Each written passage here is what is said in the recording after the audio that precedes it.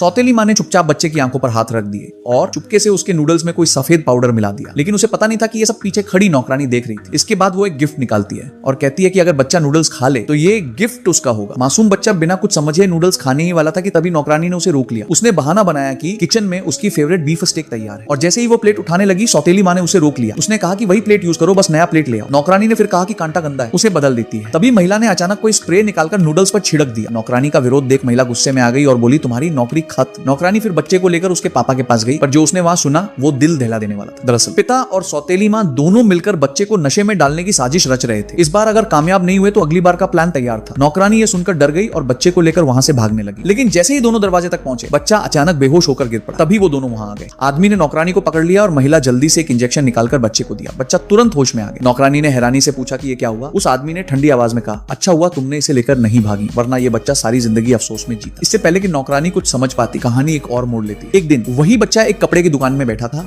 और शरारत में कैंची से कपड़े काटने लगा। तभी दुकानदार ने जोर से चिल्लाया ये किसका बच्चा है। बच्चे की मां भागते हुए आई और बोली मेरा बेटा ऐसा कुछ नहीं करेगा, लेकिन दुकानदार ने बिना सुने कहा कि दुकान में और कोई नहीं है, ये नुकसान उसी बच्चे ने किया है। बच्चे की बड़ी बहन ने तुरंत कैंची उठाई और दिखाया कि ये कैंची तो सिर्फ पतले धागे काट सकती है, ये मोटा फैब्रिक नहीं काट सकती। उसने कपड़े का टैग भी दिखाया। उसकी कीमत देखकर मां की आंखें फटी की फटी रह गई। मैंने रोआन सी आवाज में कहा ये मेरे सारे पैसे हैं, इन्हें मैं बच्चों के लिए विंटर कपड़े लेने आई थी प्लीज। लेकिन दुकानदार ने साफ कह दिया पैसे दो वरना पुलिस बुलाऊंगा। मजबूर होकर मां ने सारे पैसे दे दिए। उनके जाते ही दुकानदार मुस्कुराते हुए बोला आज तो पैसे बहुत आसान से आ गए। लेकिन ये बात बच्ची ने सुन ली। वो चुपचाप कैमरा उठाकर रिकॉर्डिंग करने लगी। जैसे ही दुकानदार ने झूठा टैग हटाया बच्ची ने सब कुछ कैमरे में कैद कर लिया। जब दुकानदार को पता चला तो वो बच्ची से कैमरा छीनने दौड़ा। बच्ची ने कहा अगर पैसे वापस नहीं किए तो मैं ये वीडियो सबको दिखा दूंगी। दुकानदार बोला नामुमकिन, लेकिन लड़की ने पलटकर कहा ठीक है फिर वायरल होने दो। दबाव में आकर दुकानदार ने उसे पैसे लौटाए, लेकिन लड़की ने चालाकी से पहले ही मेमोरी कार्ड निकाल लिया। इस बार दुकानदार का प्लान उल्टा पड़ गया। चोरी करने आया था पर खुद ही बेनकाब हो गया।